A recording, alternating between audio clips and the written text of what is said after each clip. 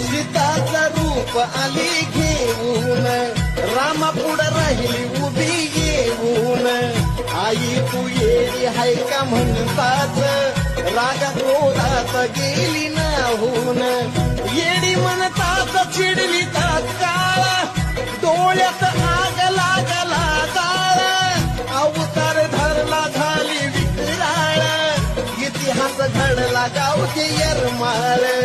येडी म्हणतात ती येडी झाली रूप पाहून देव दिक झाली बातमी महादेवाकडे नेली शांत शपथ घालून केली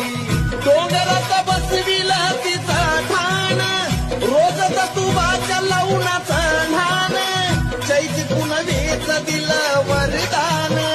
भरल जत्रा लय आनंदान